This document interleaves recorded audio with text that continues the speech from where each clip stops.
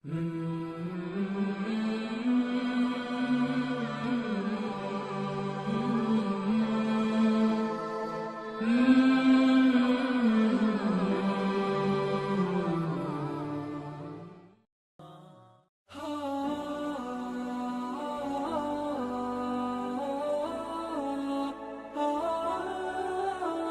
الرحمن الرحيم الحمد لله رب العالمين والصلاة والسلام على أشرف الأنبياء والمرسلين نبينا محمد وعلى آله وأصحابه أجمعين أما بعد.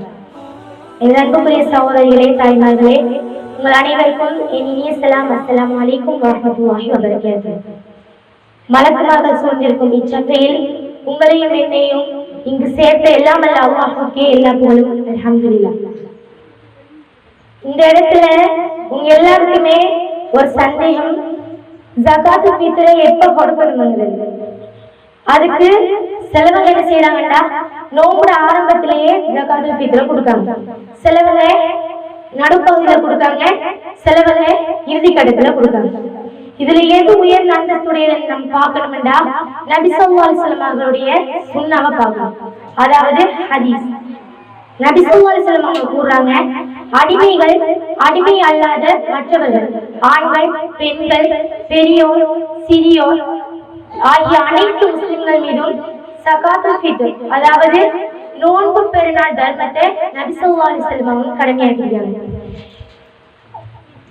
தீட்டப்படாத கோதுமை, பேரீச்சம்பழம் அவற்றிலிருந்து ஒரு சாகினும் நபி ஸல்லல்லாஹு அலைஹி வஸல்லம் அவங்க நிர்ணயிச்சிருக்காங்க. மேலும் பெருநாள் தொழுகைக்கு மக்கள் புறப்படுவதற்கு முன்பே அதை வழங்கிவிட வேண்டும் என்றும் கட்டளையிட்டிருக்கிறாங்க. அறிவிப்பாளர் இப்னு உமர் ரலியல்லாஹு அன்ஹு, ஆதாரம் புகாரியில 1053வது ஹதீஸாக இடம்பெற்றிருக்கிறது. இதே மாதிரி நபி ஸல்லல்லாஹு அலைஹி வஸல்லம் அவர்களுடைய காலத்திலே வாழ்ந்து அவங்களை பின்பற்றினவங்க தான் சஹாபாக்கள், நபி தோழர்கள். அவங்க இந்த ஸகாத்துல் ஃபித்ர் எப்ப கொடுத்தாங்கன்னு பார்த்தோம்னா, நபி தோழர்கள் நோன்பு பெருநாள் வாரத்துக்கு ஒரு நாளோ இல்ல 2 நாளைக்கு முன்னையோ இந்த ஸகாத்துல் ஃபித்ரை கொடுத்து வந்தாங்க. அறிவிப்பாளர் இப்னு உமர் ரலியல்லாஹு அன்ஹு, ஆதாரம் புகாரியில 1511வது ஹதீஸாக இடம்பெற்றிருக்கிறது.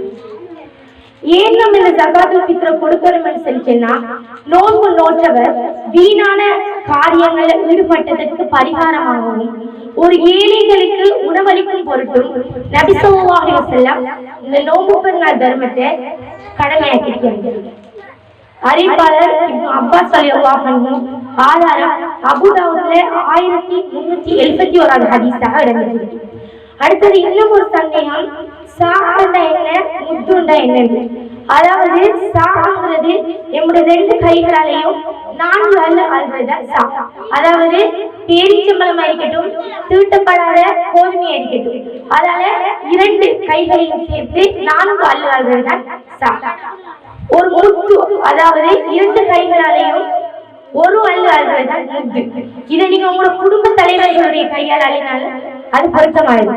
அதே மாதிரி குர்ஆனிலையும் ஹதீஸ்லையும் சொல்லப்படுறது என்னன்னா, இந்த அளவு அடிப்படையில இல்லாம முத்து சா அடிப்படையில கொடுக்கிறது பொருத்தமானது.